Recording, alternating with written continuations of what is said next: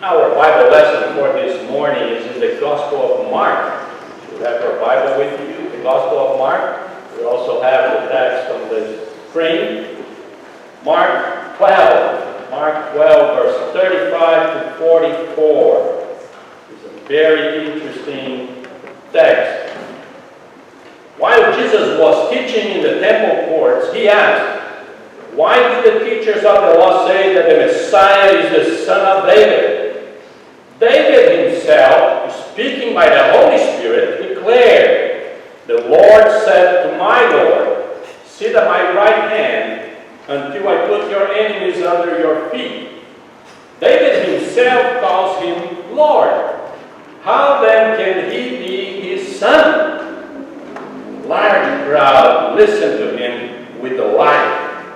As he taught, Jesus said, "Watch out for the teachers of the law. They like to walk around in flowing robes and be greeted with respect in the marketplaces and have the most important seats in the synagogues and the place of honor at banquets.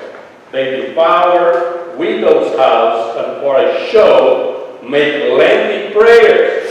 These men will be punished most severely." Jesus sat down opposite the place where the offerings were put and watched the crowd putting their money into the temple treasury. Many rich people threw in a large amount, but a poor widow came and put in 2 very small copper coins worth only a few cents. Calling his disciples to him, Jesus said, "Truly I tell you, this poor widow has put more into the treasury than all the others. They all gave out of their wealth, but she, out of her poverty, put everything, all she had to live on." And this is the word of the Lord. Let us pray. Father, help us to understand your word. Pray that the Spirit will be here with us and open our hearts and minds to listen to what you have to say to us. We pray in His name. Amen. Okay, we're walking through the Gospel of Mark, and we started this theme all the way to chapter 11. All the way to chapter 12, the whole chapter 12, and we're seeing the enemies of Jesus. That is the thing for us, the enemies of Jesus. So we saw that Jesus had many enemies, and this chapter, the part of the last chapter, they came after Jesus and they attacked Jesus. And we learned about their goal. Their goal was to stop Jesus or to get everything that Jesus had. So that was their goal. And their means was very interesting because they attacked Jesus in 3 areas: the political arena, the theological arena, and the ethical arena. Now, in this text that we just read, Jesus left the defense and he goes to the offense. And he goes after those guys. And so interesting because the rest of the story, he's just responding. They come and they do all those questions and Jesus responds to them. So he was just defending what he was doing or who he was. But now, Jesus is going to the offense. And he starts trying to reveal who they are. Who they are. And this is what we have. We have 3 stories here. 3 moments here that help us to understand Jesus' perspective on those guys that came after him. And it's very interesting. The first thing that Jesus revealed about them is their ignorance. That is the first story. The first story is about Jesus said, well, the teachers of the law, these are the group that are coming after Jesus. And we need to remember that the teachers of the law, they were the ones that copied the Old Testament. They copied the Old Testament. Handwriting. One after the other. Because they didn't have print. So they ended up memorizing most of the scriptures, and they study and they come up with their interpretation of the words and all that kind of thing, and put the right words and all. So they have all those things, and they ended up memorizing those things. So they became very important people because they knew scripture. And they knew the whole, some of them, they knew the whole Old Testament by heart. They knew the whole thing. It's a lot of things. So they were important people, and they teach people, and they have all the answers. And Jesus said, look, answer me this. You say that the Messiah is the son of David, but David called him Lord. How that can be? And no answer. If you know Jesus, if you believe in Jesus, then the answer is right there, right in front of you. Jesus is the son of David, but at the same time, Jesus is the Lord, the Messiah. So David recognized that. Yes, Jesus, if David could say it, he would say, yes, Jesus is my son. But at the same time, he is my Lord. But they didn't understand. They were ignorant. And that is the problem with some people that will come after Jesus, persecute Jesus, and persecute Christians. They do that with ignorance. They do not know the whole story. They do not know the whole thing. They do not know about God and His plan and everything that God is doing. They do not know. They only have the letter right there in front of their eyes, and they think that, well, it's weird. That text is weird, and this is what they think. And they look at you and say, yes, you are weird. You're going to church every Sunday. You're weird. So many things to do at home. Or so many things not to do at home. Just sleep and rest and eat. Don't go anywhere. But going to church every Sunday, you are weird. They say those things because they don't know the whole thing. They don't know the story. They don't know that God is involved. They don't know that you want to serve God and love God and worship God with your brothers and sisters. They don't know those things. Ignorance. And Jesus is going after them on that topic. Ignorance. Jesus revealed their ignorance. But Jesus revealed something else. Jesus revealed their inconsistency. Their inconsistency, and He goes after them very, very hard. He says, watch out for the teachers of the law. Watch out for them. And I should not preach this message with this robe, right? Because it's going to talk about the robe. But they wear robes, those big robes, and they want them.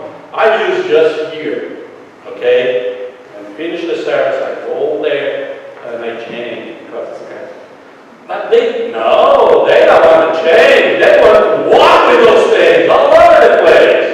They want the people to see that they are important. And they want to sit in the best place, the most important place, and they want to be treated like this and like that because they are the holy ones, they are the intellectual ones, they are the important ones. They are the,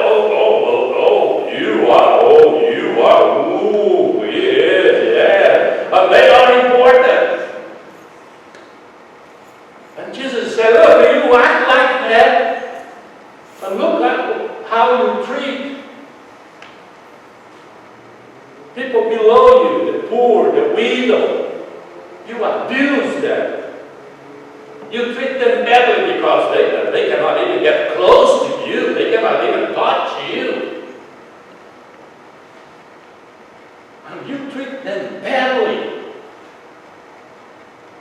And then, to justify yourself, so you don't feel guilty for the way that you treat people, you pray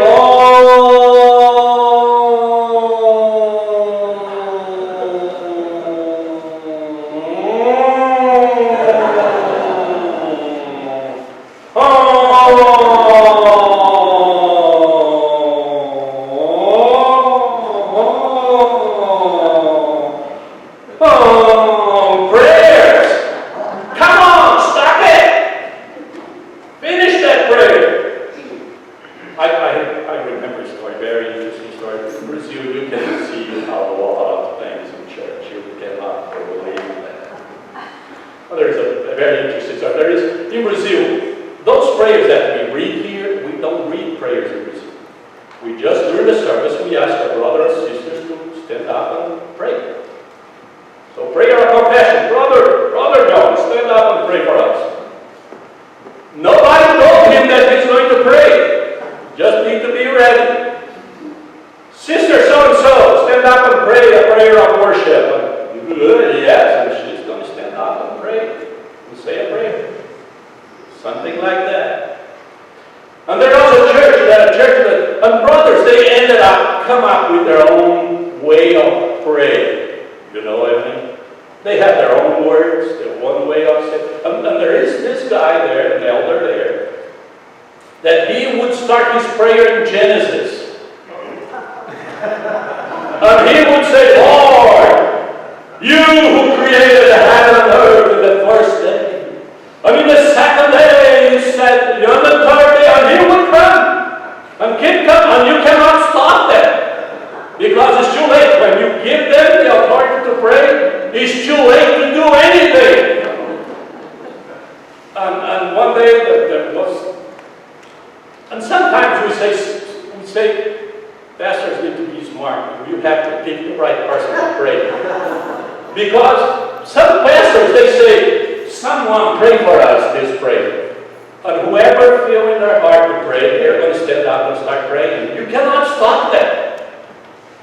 So one of this day, the pastor missed, and that brother started praying, Lord, and then when the usher heard that praying start, he left the church, crossed the street, went to a bar, got a cup of water, or a pop or something, he started praying, and drink and ate a sandwich or something, and then decided to go back to church, and asked to usher at the door, said, did he cross the Red Sea already? No, he's not. Okay, I'll be right back. You know what I mean? Because he's keep praying, and they would say all those right words and all that, and people start sleeping and praying. So those guys would do the same thing. They would do those terrible things, and then they would say those beautiful words. And they had the Psalms memorized, they had the prophets memorized, they had the Moses memorized, and they would cite them all. Isaiah said this, and David said that, and then they treat people badly. And Jesus said, hey, you're going to be punished, okay? The Lord's coming after you because you pretend that you are a holy person, but you are not. So Jesus came very hard, and if you read other Gospels, they're going to get this text, and he came very hard on them. And then he revealed one more thing that they were doing. He revealed their ignorance, he revealed their inconsistency. Life does not match what they believe, what they say. And then he revealed their incredulity, their lack of faith. And Jesus sat there, he was teaching. Mark put the same event together. He's teaching, he's going after this guy, and then he stopped and he started watching a widow. Poor lady. With her daily money. She's not going to eat that day because she's going to give that money. And Jesus called the disciples. Said, look, come here. Watch her. Because it was, again, not only in Brazil, but other places of the world, offering time, we don't have plates. In Brazil, we have what they call gasofilacio. I don't know the name means, something close to that. But it's a big box with an opening on the top. So during the offertory, we're going to sing a hymn. And people will stand up with their envelopes, with their money, with their coins, whatever they have, come up from the church and put there. And the pastor prayed, and this is done. There is no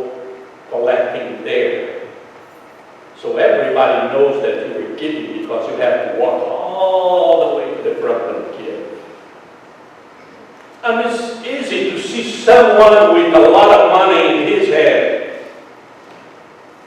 And some people put in the envelope, some people prefer not to put in the envelope. So people will see how much they're getting. That bunch of bills. Some people prefer coins, very important coins, because they make noise. Ping, ping, ping. Every coin that goes down there, everybody's going to hear the coin coming down. And Jesus was watching because it was something like this. People make line and go there and put the money there. And some of them, they have servants with them and stop the line, stop everybody, because this so-and-so will give something.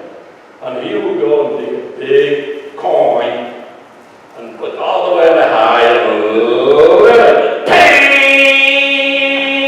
Everybody knows that he's giving a big offer. And then comes this lady that has nobody to take care of her. With 2 little coins, the daily allowance, put there. And Jesus said, she gave more than anybody else today. Because those guys that came before her, they are giving leftover. They made the calculations, they pay this, pay that, pay this, pay that, pay this, pay that, and then what's left over? Okay, now we calculate 10% of that leftover, and then we give. She didn't do that. She gave that over. Jesus said, wow. She gave more than anybody else. She believed that God would take care of her. God would supply her needs and take care of her needs. God would bless her. The other guys, no. They didn't believe in God. They gave the leftover. They had their money. They didn't need God. They had the money. So Jesus goes after them. After them. She shows faith. Faith that they did not have. So Jesus goes after those guys. He shows their ignorance about the scripture. Yeah, they memorized the whole thing and they didn't know anything. Their inconsistency. Their lives did not match their words. Their faith, what they believed, was different from what they did. And they did not trust in God at all. So those are the enemies, and Jesus came after them. And we need to understand this, because sometimes people that will come after you, after me, because we are Christian, they are the same too. They don't know the whole story. They don't know what God is doing in your life, God is doing in my life. Their life doesn't match what they believe, what they say is different, what they do. And they don't really trust in God. And on the other part, we have to be the ones that trust in God and have our lives on His hands. He's going to take care of us. He's going to help us. He is with us all the time. All the time. That is what let us pray. Father, help us to learn how to be Christians. Help us to learn how to face opposition because of our faith. We pray in the name of Jesus. Amen.